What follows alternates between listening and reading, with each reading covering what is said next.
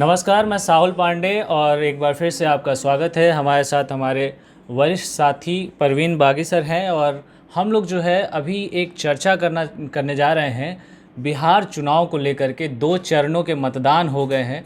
पहले चरण का मतदान हुआ 28 अक्टूबर को, दूसरे चरण का मतदान कल मंगलवार को हुआ। 17 जिलों की 94 सीटों पर मतदान हुआ और मतदान प्रतिशत जो रहा वो 54.62% के आसपास रहा है। तो इस मतदान को लेकर के खासतौर पे चर्चा इसलिए करेंगे क्योंकि 243 सीटों में से लगभग जो है 165 सीटों को लेकर के मतदान हो गए हैं और जो इन सीटों पर उम्मीदवार खड़े हुए थे उनके भविष्य का फैसला अब जो है ईवीएम में कैद हो गया है। लेकिन यहाँ पर चिंता वाली बात यह है कि चुनाव में जो मतदान हुए हैं, कल के जो खासतौर पे दूसरे चरण के मतदान हुए हैं वो काफ़ी चिंताजनक हैं। बहुत सारे लोग कह रहे हैं कि मतदान कम हुए हैं, मतदान प्रतिशत घटा है। ऐसे में मैं सर से जानना चाहूँगा कि सर इसको किस तरीके से देखा जाए, मतदान प्रतिशत कम हुए हैं इसको, और क्या कारण रहा कि पटना जैसे जगह पे जो है मतदान प्रतिशत इतना कम रहता है 48 के आसपास। ये बिल्कुल चुनाव आयोग ने भी स्पष्ट किया है कि 2% कम वोटिंग हुई 2015 की अपेक्षा। 2015 में जो वोटिंग हुई थी वो 56.17% हुआ था और इस बार जो 20 में वोटिंग हुई दूसरे चरण में तो वो 54.44% हुआ, यानी लगभग 2% कम हुआ। तो इसकी वजह, सबसे बड़ी वजह जो मुझे लगती है वो कि हमारी राजनीतिक व्यवस्था और राजनेताओं के प्रति लोगों में एक निराशा का भाव है। वोटर निराश हैं इस व्यवस्था से और हमारे नेताओं से।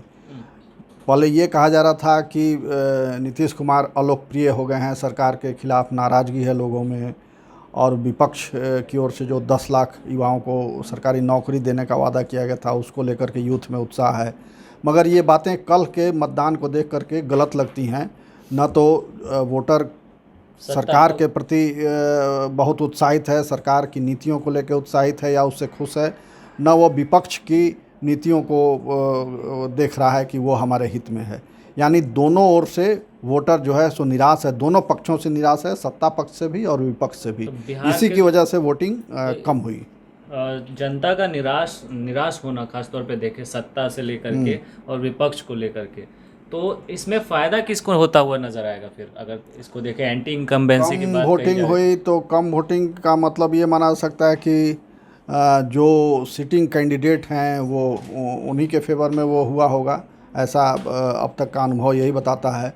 अगर ज़्यादा वोटिंग होता तो निश्चित रूप से वो बदलाव का संकेत होता, मगर ये माना जा सकता है कि जो सिटिंग वोट हैं कैंडिडेट हैं उन्हीं को इसका फ़ायदा मिलेगा। सर तो अगर हम देखें कि पटना जैसे शहर को अगर छोड़ दें, यहाँ क्या मतदान प्रतिशत, इस पे भी हम आएंगे, चर्चा करेंगे इसकी भी, लेकिन कुछ दूसरे अगर ज़िलों की बात करें, पश्चिमी चंपारण का ज़िला हो गया, मुजफ्फरपुर का ज़िला हो गया, बेगूसराय जैसा ज़िला हो गया, इन जगहों पर 59 से ज़्यादा जो है मतदान हुए हैं। और ख़ास तौर पर यहाँ पर जो आते हैं विधानसभा क्षेत्र में वो ज़्यादा ग्रामीण क्षेत्र हैं। तो इन जगहों पर जिस ग्रामीण मतदाताओं में क्या वृद्धि हुई है, ग्रामीण मतदाता ने ज़्यादा बढ़ चढ़ के हिस्सा लिया है इस चुनाव में? ग्रामीण क्षेत्र में वोटिंग ज़्यादा होने की एक वजह यह है कि जो लॉकडाउन के समय जो लोग लौट के आए बाहर से, जो मजदूर और दूसरे श्रेणी के लोग, विद्यार्थी लौट करके जो आए अपने घर, तो उसमें से बहुत सारे लोग तो चले गए वापस फिर, मगर बहुत लोग रह भी गए। तो एक वजह ये हो सकती है, जैसा कि मैं सोच रहा हूँ कि वोटर ज़्यादा हो गए इसलिए वोटिंग परसेंट वहाँ बढ़ा होगा। और दूसरी वजह यह है कि दूसरी ये भी हो सकती है वजह कि कैंडिडेट वहाँ विपक्ष ने अच्छे दिए होंगे, रूलिंग पार्टी के खिलाफ जो कैंडिडेट आए होंगे वो अच्छे कैंडिडेट दिए होंगे, इसकी वजह से भी मतदाताओं में उत्साह रहा होगा। अब एग्जैक्ट क्या है वो तो रिजल्ट आने के बाद ही पता चलेगा, मगर मुझे ये 2 कारण समझ में आते हैं। चलिए, तो ये बड़ी बात थी सर। मैं पटना की खास तौर पे बात करना चाहूँगा। पटना में जिस तरीके से कुछ हॉट सीट मानी जा रही थी, जैसे बांकीपुर की सीट ले लें तो बांकीपुर की सीट हो, दीघा की सीट हो, इन जगहों पे मतदान प्रतिशत 40 का आंकड़ा भी नहीं पार कर सका। और हॉट सीट बताई जा रही थी कहा जा रहा था कई टक्कर है। बांकीपुर की सीट को लेकर के नितिन नवीन के खिलाफ कहा जा रहा था कि एंटी इनकम्बेंसी है, उसका फ़ायदा होगा। फिर अभी लॉ सिन्हा आ गए, उनका एक अलग बात कही जा रही थी। पुष्पम प्रिया चौधरी जो कि नए तरीके से मतदान करने की बातों को लेकर के बहुत हो हल्ला भी किया, उन्होंने बहुत सारा ड्रामा भी क्रिएट किया। तो लग रहा था कि यहाँ पर एक कड़ा मुकाबला देखने को मिला, लेकिन मतदान प्रतिशत ही नहीं है। ये मीडिया का अनुमान था, हम लोगों का ये अनुमान था, हम लोगों ने उसे हॉट सीट घोषित कर रखा था, मगर मतदाताओं की नज़र में वो हॉट सीट नहीं था। मतदाता वहाँ जिस तरह से सिटिंग कैंडिडेट से नाराज़ थे, उदासीन थे उसके कामों को लेकर के, उसी तरह से जो विपक्ष की ओर से कैंडिडेट दिए गए उसके प्रति भी उनमें उत्साह नहीं था, उससे भी उम्मीद नहीं थी। इसलिए वोटरों ने यही बेहतर समझा कि वोट देने न जाएं, घर ही में रहें। हसनपुर का क्या कहें सर, तेज प्रताप को फ़ायदा होगा? 58.63% मतदान बताया जा रहा है। तेज प्रताप इसीलिए गए ही हैं वहाँ कि वो यादव बहुल क्षेत्र है और उनकी जाति के मतदाताओं की संख्या वहाँ ज़्यादा है, और इसीलिए वो वहाँ गए कि उन अपने ख्याल से सुरक्षित सीट उन्होंने माना वहाँ, इसीलिए वो वहाँ गए। तो वहाँ से वो निकल सकते हैं, इसमें संदेह की गुंजाइश नहीं होनी चाहिए। और तेज प्रताप के साथ तेजस्वी की भी बात कर ले, वहाँ भी 58% वोटिंग हुई है। अब तेजस्वी के लिए भी वो सीट अनुकूल है और उनके माता पिता दोनों वहाँ से विजयी रहे हैं, हालांकि एक बार हारे भी हैं लोग वहाँ से, और सतीश कुमार जीते थे जो अभी जो बात वहाँ पे कही जा रही थी कि विधायक नहीं चुन रहे हैं वहाँ के लोग, बल्कि मुख्यमंत्री चुन रहे हैं, तो उसका असर ये एक बड़ा वहाँ अपील किया हमको लगता है वोटरों में कि वो विधायक नहीं बल्कि भावी मुख्यमंत्री को वोट कर रहे हैं। तो इसके चलते वहाँ वोटिंग प्रतिशत बढ़ा है। तो पिछले अगर कुछ दो चुनाव को सर देखते हैं, 2010 के चुनाव को देखें, 2015 के चुनाव को देखें और 2020 के चुनाव को देखें, मतदान प्रतिशत जो है 2015 तक बढ़े थे। इस समय जो है कहीं ना कहीं पहले चरण में 1% ज़्यादा मतदान होते हैं, दूसरे चरण में 2% कम मतदान होते हैं। इनको मिला करके मैं आपसे जानना चाहूँगा कि बिहार में जो वोटिंग का जो पैटर्न दिखाई देता है वो किस तरीके का पैटर्न बन रहा है, और अभी जो तीसरे फेज़ का चुनाव बाकी है जिसमें और भी जो है सीटों पर चुनाव होने हैं, उसको लेकर के क्या इसका कोई असर उस पर देखने को मिलेगा, या उसमें क्या कुछ संभावनाएं हम जता सकते हैं? तीसरे फेज में हमको लगता है कि परसेंटेज कुछ बढ़ेगा, क्योंकि तीसरे फेज में अधिकतर सीटें वैसी हैं जो जहां अल्पसंख्यक खास करके मुस्लिम मतदाता ज़्यादा हैं। इधर सीमांचल का एरिया जो है पूरा पूर्णिया, कटिहार, किशनगंज, अररिया सारा जिला वो, तो इसलिए वहाँ वोटिंग परसेंट बढ़ेगा। और ये माना जाता है, देखा भी गया है कि मुस्लिम एकजुट होकर के और बड़ी तादाद में वोटिंग करते हैं, तो वहाँ वोटिंग परसेंट ज़रूर बढ़ेगा। मगर सबसे बड़ी बात यह है कि जो रूलिंग गठबंधन है, एनडीए है, एनडीए की सरकार ने और एनडीए के उम्मीदवारों के कामकाज से जनता खुश नहीं है, ये उसने दिखला दिया। और विपक्ष भी उम्मीद नहीं जगा पाया वोटरों में, विपक्ष के प्रति भी लोगों में बहुत उत्साह पैदा नहीं हो सका, इसलिए वोटिंग परसेंट कम है।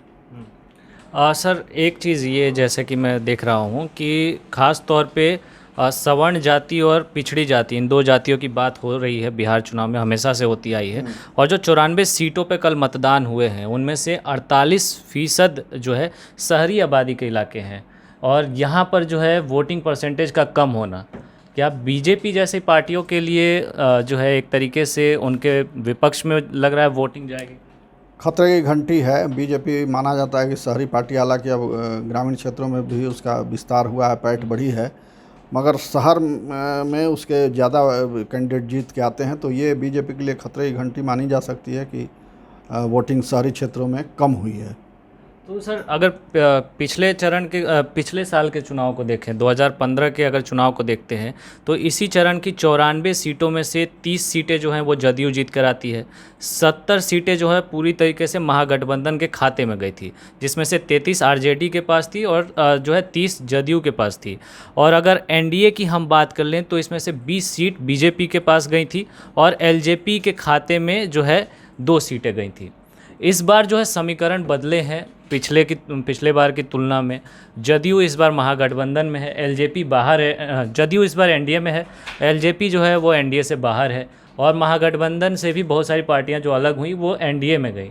तो जो सामाजिक ताना बाना बनाने की कोशिश एनडीए ने की या फिर महागठबंधन ने अपने तरफ से की, इस बार का समीकरण क्या कहता है कि दूसरे चरण का मतदान अगर गया है तो किसके पक्ष में गया है? ये ठीक ठीक बता पाना अभी कठिन है, मगर ये जो कॉम्बिनेशन बना है उसमें महागठबंधन की बढ़त दिखती है। जो नया कॉम्बिनेशन आप बता रहे हैं उसके हिसाब से महागठबंधन की बढ़त जरूर दिखती है।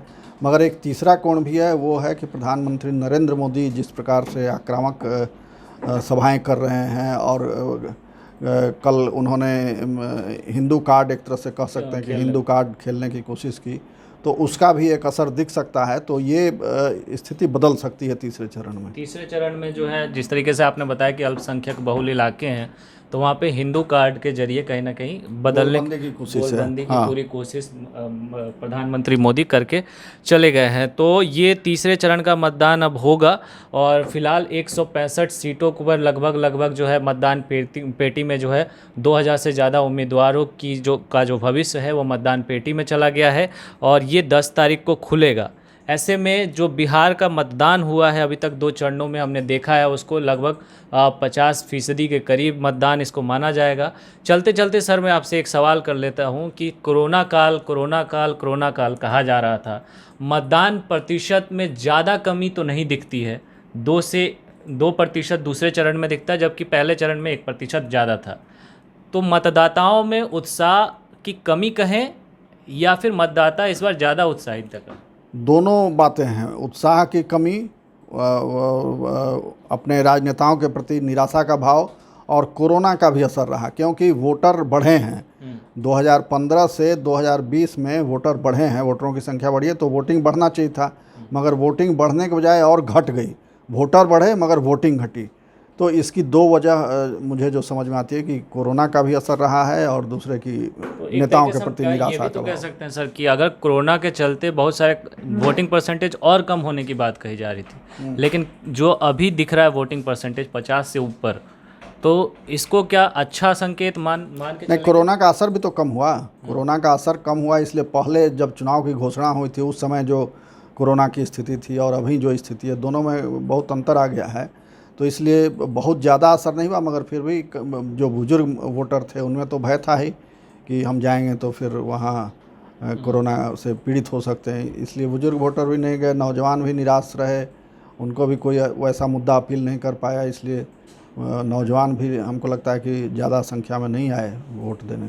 चलिए, बहुत बहुत धन्यवाद सर। तो कहीं ना कहीं बिहार में मतदान प्रतिशत का घटना कई बड़े संकेत करता है और साफ तौर पे ये एक अलग ही संकेत देता है विपक्ष के लिए भी और सत्ता में बैठे लोगों के लिए भी कि जनता उनसे खुश नहीं है। फिलहाल तीसरे चरण का मतदान जो है वो बाकी है, जो कि 7 नवंबर को होना है। 10 तारीख को जब रिज़ल्ट आएंगे तो बहुत कुछ क्लियर हो जाएगा। और लेकिन जो संकेत मिल रहे हैं, कोरोना काल के बावजूद वोटिंग प्रतिशत भी जो है 50 के पार गए, लेकिन और अच्छा होना चाहिए था। और ये साफ तौर पे बताता है कि लोग जो है वो ना तो सत्ता पक्ष से खुश हैं, ना ही विपक्ष से खुश हैं। फिलहाल इस रिपोर्ट में इतना ही। आप बने रहिए हमारे साथ। धन्यवाद।